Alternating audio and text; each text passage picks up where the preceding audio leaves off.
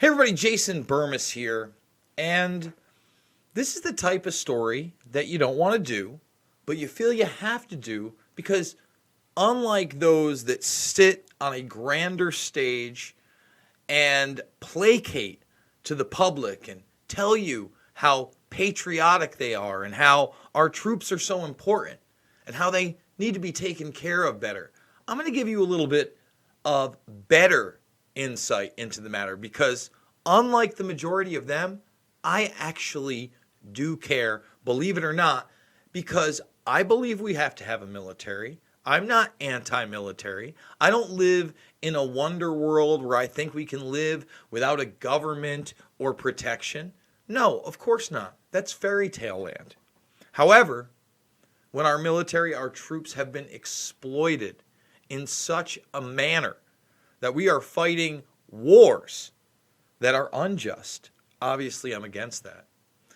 And furthermore to that, I'm against the fact that it is our brothers, sisters, cousins, mothers, fathers, sons and daughters that are fighting these wars and dying. And while I go to a movie or I'm on TV and they're recruiting young men and women, 18 years of age, without telling them the truth. The number of suicides has now reached a record high yet again. Yet again among active duty members. And we're going to get beyond active duty members in a moment because guess what? National Guard suicide rate has surpassed the other military components. You see that? And this is Military Times, by the way. This second one, the first one's out of the Associated Press. We're going to cover all this, but this is a dirty little secret. When you send your son or daughter into the military, there's a good chance that they are not going to be prepared for what they have to do, what they see, what they may have to even cover up. And that's a damn shame, isn't it? Would that be going on if we weren't in Afghanistan, Iraq, Syria, Libya, AFRICOM, anybody? Nigeria plus? If we weren't aiding in Yemen, if we weren't right now engulfing Iran in the Gulf Coast, would we be seeing these numbers? Now, let me say this. What's even scarier about this to me, and we're going to get to the latest numbers on civilian to military, again, does show there is a higher suicide rate by being in the military. That's kind of brushed off in these. But those numbers are from 2015, and suicide rates among the general populace in this country have already gone up. Think about that. So here you go. The Army, Navy, and Marine Corps, notice the National Guard did too, but they didn't say that in the headline, all saw the rate of suicides go up, with only the Air Force showing a decrease, according to data released by the Pentagon on Thursday. It's a fresh story. Is this headlines? Is this all over the place? Is this what the focus of the national conversation is? Because I can damn well tell you, this is affecting more households amongst you and me than some backwards rhetoric about some Ukraine scandal that I covered for WRC all the way back in April before, we were talking about impeachment investigations that now have nothing to do with Russian collusion. That narrative moved on, and then it moved to obstruction of justice, and that wasn't sticking either. And now we got a whole nother thing, election interference with the Ukraine. But no one's actually giving a flying F about our military. Now, ask yourselves, who cares more about the military? You and I, who are paying attention to these global conflicts, understanding that our young men and women are being sent abroad, warning that when Iran shot down that drone, that shot down our robot that was clearly in their airspace and meant to be shot down, those things easily fly 60,000 plus feet. They're never put in those positions. That's why they're not knocked out of the sky constantly. All right, let me assure you of that. But our media ignoring that somebody in our military, and I'm sure it wasn't a private, I doubt it was a general. Decided we're going to put a naval plane with human souls, 131 I believe it was reported, in that airspace too, and Iran shows restraint. But do you think that the powers that be would have blinked an eye had it not been? And that's why they don't care that these suicide rates are out there. And they're not going to report on this in the mainstream at any length. This should be hammered home. Before you decide to let your son or daughter sign up, remember, this is the real deal, okay? Military suicide surged this year to a record high among active duty troops, continuing a deadly trend that Pentagon officials say is frustrating and they are struggling to counter. The Army, Navy, and Marine Corps all saw the rate of suicides go up, as well as the overall numbers, again, with the Air Force only showing that decrease. You can go here and get the actual release from the Pentagon. Suicides among members of the Reserves and National Guard also grew. Think about that. National Guard. The National Guard. Let me explain something to you that don't remember this. But I certainly remember because I almost joined the National Guard. My friend did. My good friend I grew up with. How you doing, Danaf? I miss you. I hope everything's going well with you and your family.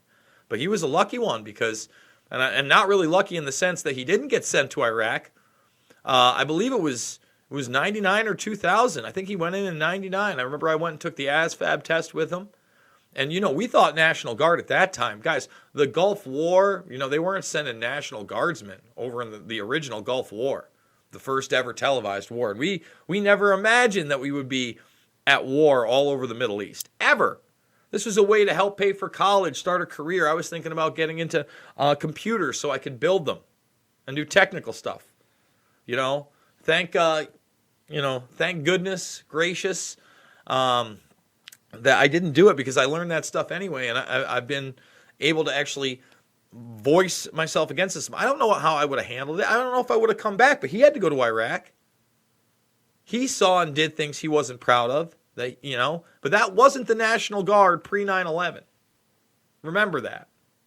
My ASVAB score was actually really good. I think I was in like the 91st percentile or whatever. They offered me anything. They were kind of pushing me to do the intelligence thing, but I didn't want to do that. Well, listen, I don't want to get into the me going for the military thing, but that was short-lived. My stepfather had been in the military, and as soon as he got wind, I even saw the test. Every time a recruiter would call or come by, he'd threaten their life. And that's something I thank him for to this day. Thank you so much. Thank you, Rick.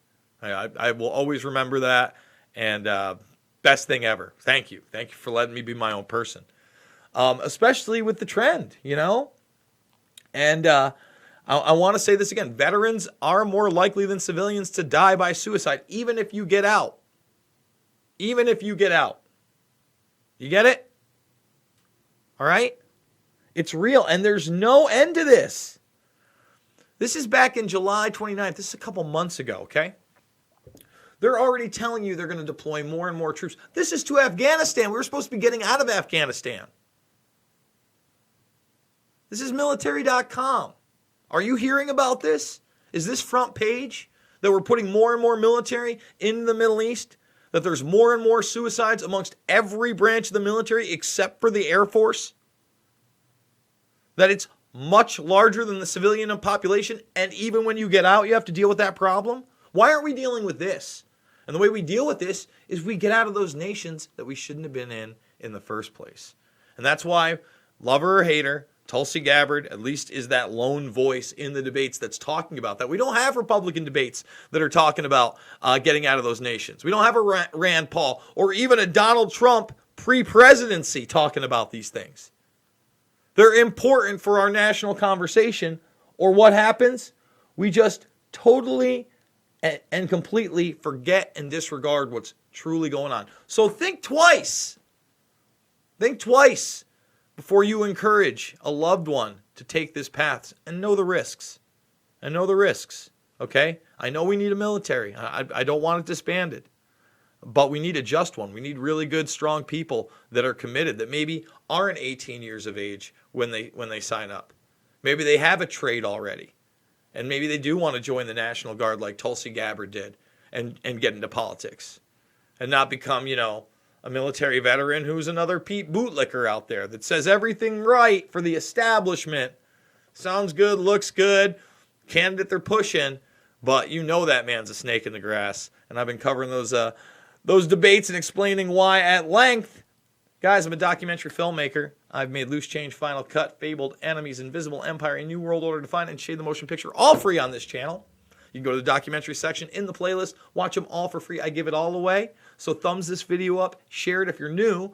Definitely join the Burmist Brigade. We're trying to get to that 40K mark. We're going to have a video later today on Roy Cohn and the FBI files that have been released on him. That should be pretty exciting. I'm looking forward to that one. And remember, it is 3 to 7 times a day. So make sure you're subscribed and you're joining, man. Let people know. Put it on the Reddit, the Facebook, whatever. Snapchat it for the kids. I'm not sure what's going on. I barely use a Facebook. I use it to book guests and look at cars right now. Got to get a new car. And believe me, a new used car, guys. I'm not rolling in it. So that's that being said, this is how I'm doing it. That's how I put 3 to 7 videos that the mainstream media really aren't talking about. You're not seeing it on CNN ad nauseum. You think they're spending 10 minutes on MSNBC, Fox News on this very subject? You think they're being honest about it when they do talk about it? Well, we really need more troops right now because Iran, they could have nuclear weapons. Terror could come home. I mean, I'm not going to sit here and spin your average left-right bullshit. I'm going to smash that paradigm, and hopefully with your help, we can do that together, and we can bring a real conversation about what we should be doing in the Middle East and with our foreign policy and with our friends and family in these matters. So that being said, I love you guys, and I will see you on the flip side.